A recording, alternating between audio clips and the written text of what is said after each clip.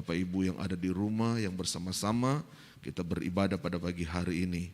Kita akan masuk pada firman Tuhan pada pagi hari ini, masih tetap dalam fatsal yang sama pada ibadah doa pagi kemarin, tetapi saat ini kita masuk pada ayat yang ke-29 sampai ayat 35 di dalam kitab Amsal pasal 23. Sekali lagi kitab Amsal pasal 23 ayat 29 sampai ayat 35. Kita akan membaca ayat ini karena pendek. Bapak Ibu menyimak, melihat di Alkitab dan saya akan membacakan ayat ini. Amsal 23 ayat 29 sampai ayat 35. Siapa mengadu, siapa mengeluh, siapa bertengkar, siapa berkeluh kesah, siapa mendapat cedera tanpa sebab, siapa merah matanya, yakni mereka yang duduk dengan anggur sampai jauh malam, mereka yang datang mengecap anggur campuran. Jangan melihat kepada anggur kalau merah menarik warnanya dan mengilau dalam cawan yang mengalir masuk dengan nikmat. Tetapi kemudian memagut seperti ular dan menyemburkan bisa seperti beludak. Lalu matamu akan melihat hal-hal yang aneh dan hati mengucap kata-kata yang kacau. Engkau seperti orang di tengah ombak laut, seperti orang di atas tiang kapal. Engkau akan berkata, orang memukul aku tetapi aku tidak merasa sakit. Orang memalu aku tetapi tidak kurasa.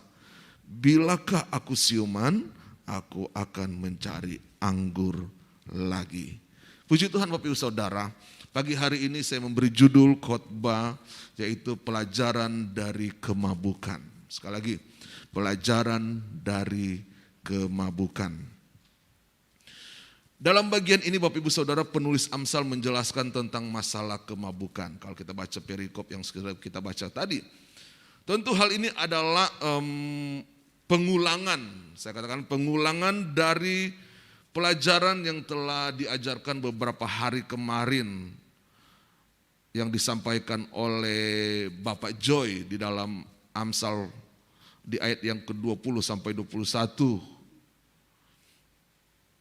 Pelajaran tentang kemabukan. Dan kita melihat pelajaran ini diulang lagi di dalam ayat ini. 2 kali Amsal mengangkat tentang kemabukan. Tentu kalau kita melihat dan kita mengerti bersama, ketika firman Allah disampaikan itu berulang kali, maka itu adalah satu hal yang penting yang harus diperhatikan. Hal yang penting yang harus disimak oleh setiap orang yang membacanya, setiap orang yang mendengarnya. Sebuah peringatan yang harus diperhatikan. Karena kenapa Bapak Ibu Saudara? Karena kemabukan di dalam Alkitab adalah perbuatan yang mendatangkan dosa. Sekali lagi, kemabukan di dalam Alkitab adalah perbuatan yang mendatangkan dosa, sehingga sebagai orang percaya kita harus hindari. Tidak boleh kita lakukan. Kita harus hindari untuk hal ini, yaitu tentang kemabukan. Mari kita akan melihat bersama-sama bahaya dari kemabukan. Ada 2 hal yang saya angkat dalam hal ini, bahaya tentang kemabukan. Yang pertama, situ sangat jelas sudah tertulis di ayat yang ke-29.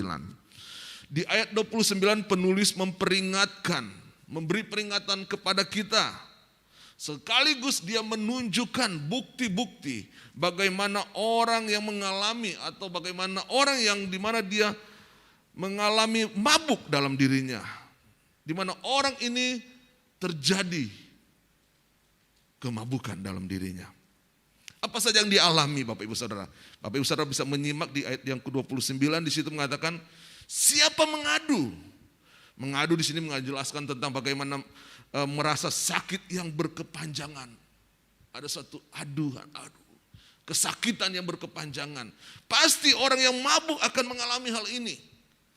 Efek dari kemabukan, kesakitan yang berkepanjangan. Bisa organ tubuhnya hancur dan lain sebagainya. Siapa mengeluh? Mengeluh dalam hal ini tentang merasa susah, atas penderitaan dan kesulitan yang dialaminya. Ada penderitaan yang akan dialami, ada kesulitan yang dialami. Siapa yang bertengkar? Kemabukan akan menyebabkan terjadinya pertengkaran karena emosinya yang tidak stabil. Siapa yang berkeluh kesah? Hidup yang penuh dengan keluhan, hidup yang penuh dengan persungutan. Siapa mendapat cedera tanpa sebab? Ini terjadi suatu kecelakaan, cedera, terjadi suatu luka dalam fisiknya tanpa dia rasa. Dan terakhir adalah siapa merah matanya. Berbicara tentang pandangan yang kabur, efek dari kemabukan, pandangan yang tidak jelas. Ini Bapak Ibu Saudara, pertama ayat ini menjelaskan bahwa peringatan Amsal tentang orang yang mabuk, bahaya dari kemabukan. Oleh karena itu Yesaya 5 pasal 22. Yesaya pasal 5 ayat 22 mengatakan demikian. Celakalah mereka yang menjadi jago minum dan juara dalam mencampur minuman keras. Yesaya mengingatkan celakalah bagi orang yang jago minum. Orang yang mabuk celakalah. Karena ini sangat membahayakan hidupnya. Sangat membahayakan orang di sekitarnya. Dan sangat membahayakan masa depannya. Yang kedua, bahaya dari kemabukan. Di ayat yang ke-32 di situ menjelaskan tentang minuman keras itu seperti bisa ular. Tetapi kemudian memagut seperti ular dan menyemburkan bisa seperti beludak. Hati-hati Bapak Ibu Saudara. Dengan minuman keras yang dimana terasa enak sesaat, tetapi itu akan berubah. Itu akan berubah seperti bisa yang beracun, yang menjalar ke seluruh tubuh. Dan dimana itu akan berubah, menghancurkan tubuhnya. Minuman keras bisa merusak organ-organ tubuh manusia. Bahkan bukan hanya merusak, minuman keras ini juga akan membunuh manusia itu sendiri. Oleh karena itu Bapak Ibu Saudara, Amsal mengingatkan hati-hati dengan minuman keras. Kita harus berhati-hati dengan anggur. Karena ini akan menghancurkan hidup kita. Bagaimana caranya kita menghindari untuk kita tidak terjadi, tidak mengalami kemabukan atau kita tidak minum minuman keras. Cara menghindarinya Bapak Ibu Saudara, di ayat yang ke-30 di situ mengatakan yakni mereka, siapa sini? Mereka yang duduk dengan anggur sampai jauh malam, mereka yang datang mengecap anggur campuran. Jadi ada orang yang melebihi dari satu, mereka, satu komunitas, satu kumpulan.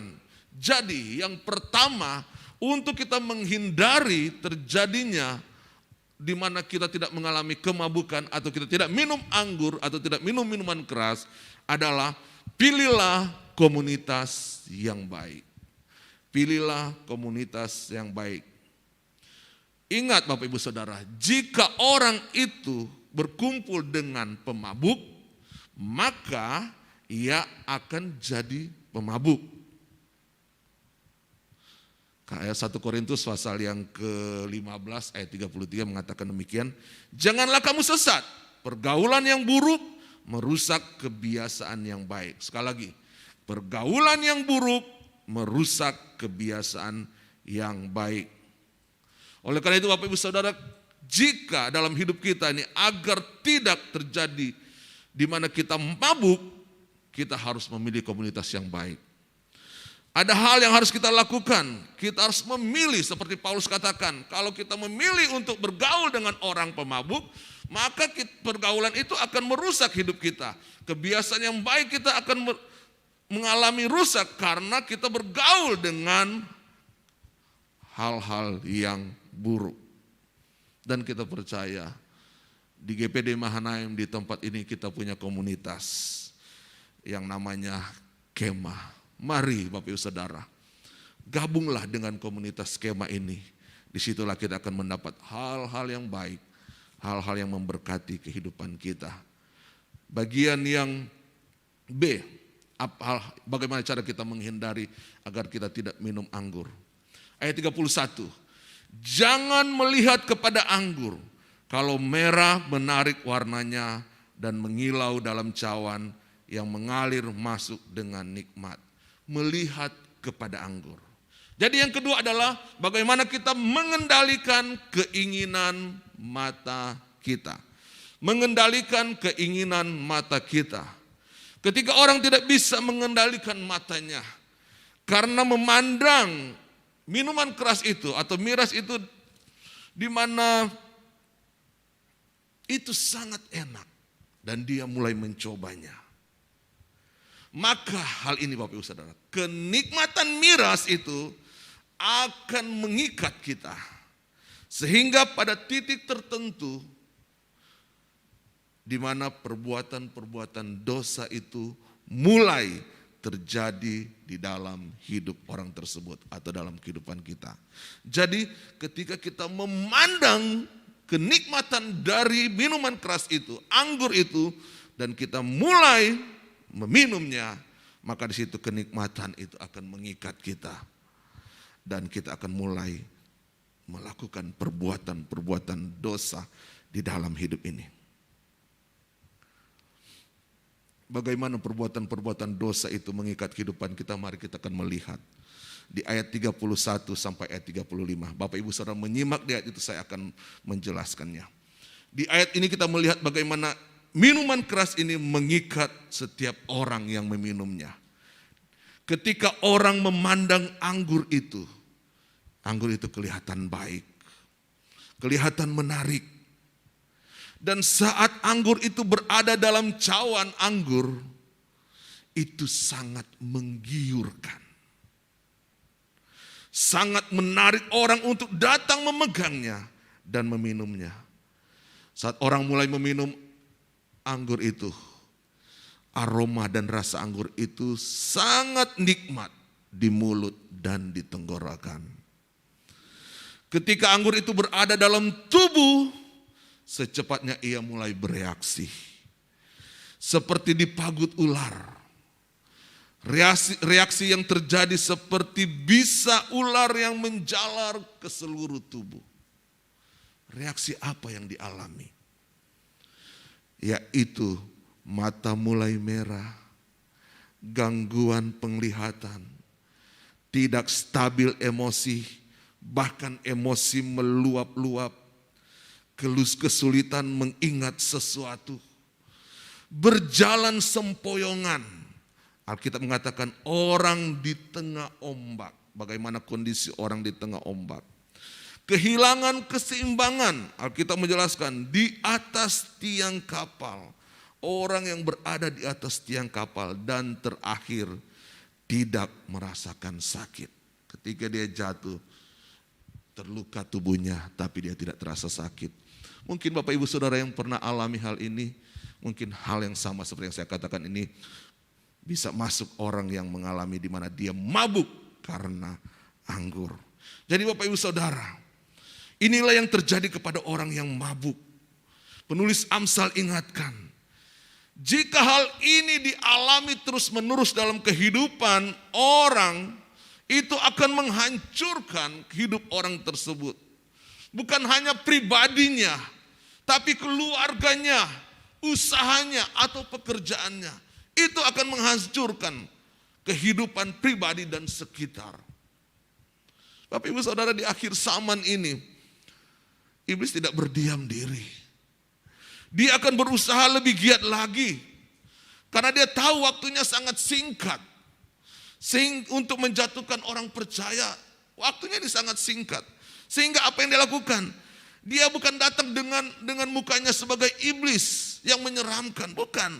Tapi dia menggunakan keadaan dunia ini. Dan kita fokus pada saat ini. Dia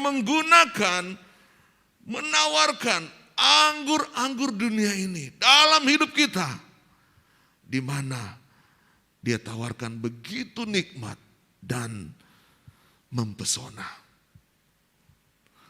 Oleh sebab itu Bapak Ibu Saudara, sebagai anak Tuhan, kita harus menghindari semua ini.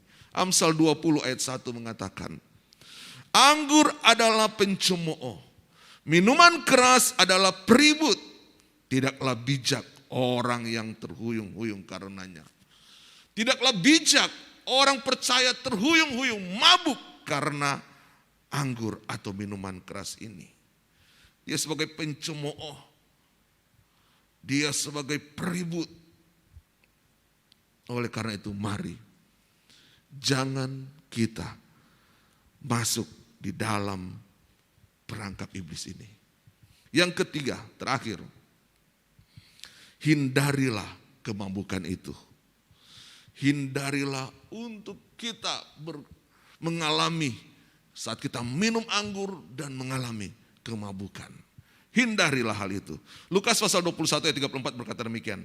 Jagalah dirimu supaya hatimu jangan syarat oleh pesta pora dan kemabukan, serta kepentingan-kepentingan duniawi, dan supaya hari Tuhan jangan datang tiba-tiba jatuh ke atas dirimu seperti suatu jerat.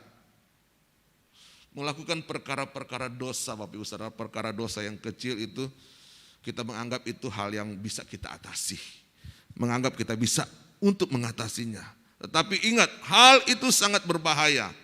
Karena apa? Karena kehidupan orang percaya mengatakan, banyak orang mengatakan dan bahkan mengabaikan tentang, ya ini kan masih kecil, ini dosa yang masih kecil, bisa diatasi. Tetapi jika hal itu dilakukan terus menerus, itu akan berbahaya.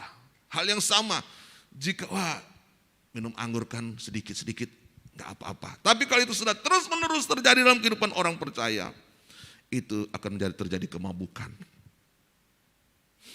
Akan terjadi kemabukan.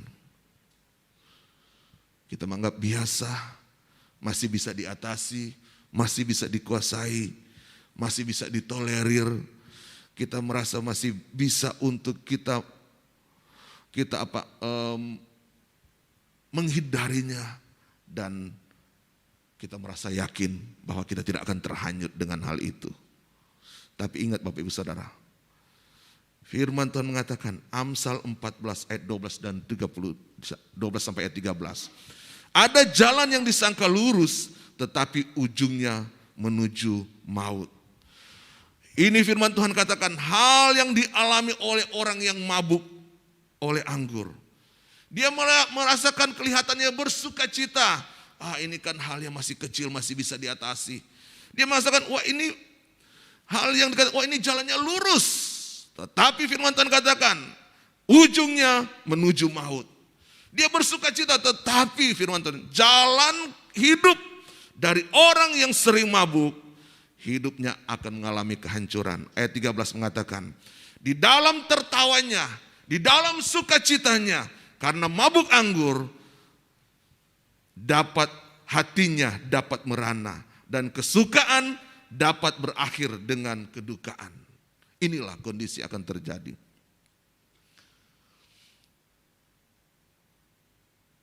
Awalnya hanya sedikit kita mencampur dosa dalam hidup orang percaya, di mana dalam tanda kutip saya katakan sini dalam hal tentang rutin orang minum anggur atau minuman keras. Ia tanpa sadari itu akan membawa dia pada kebinasaan. Oleh sebab itu mari Bapak Ibu Saudara kita hindari ini. Hindarilah kemabukan. Jika tidak terpaksa dalam hidup kita, lebih baik jangan kita minum anggur. Jangan kita minum anggur. Tetapi mari sebagai orang percaya, hari ini kita sedang jalani bersama. Marilah lebih baik kita hidup ini kita dipenuhkan dengan Roh Kudus. Efesus 5 ayat 18 berkata demikian. Dan janganlah kamu mabuk oleh anggur, karena anggur menimbulkan hawa nafsu. Tetapi hendaklah kamu penuh dengan Roh Kudus. Hidup kita penuh dengan Roh Kudus. Hendaklah hidup kita di dalam Kristus. Hidup kita berjalan bersama dengan Kristus. Marilah Bapak Ibu Saudara, milikilah hati yang bijaksana. Milikilah pikiran yang bijaksana. Milikilah hidup yang bijaksana. Karena hidup kita ini hanya sementara.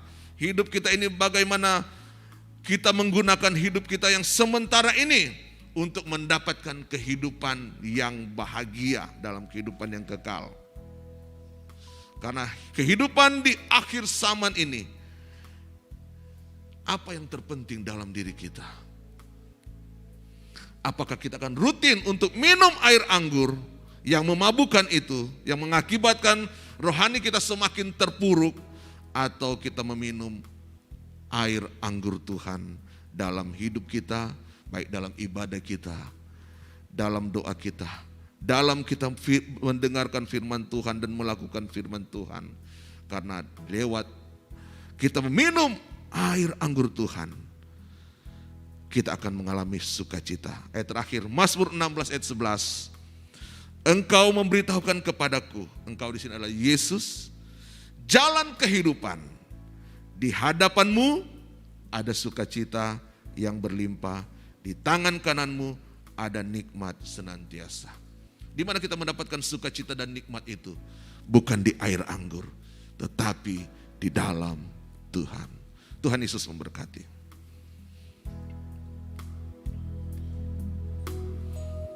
Kita akan menyembah Tuhan. Terima kasih Yesus.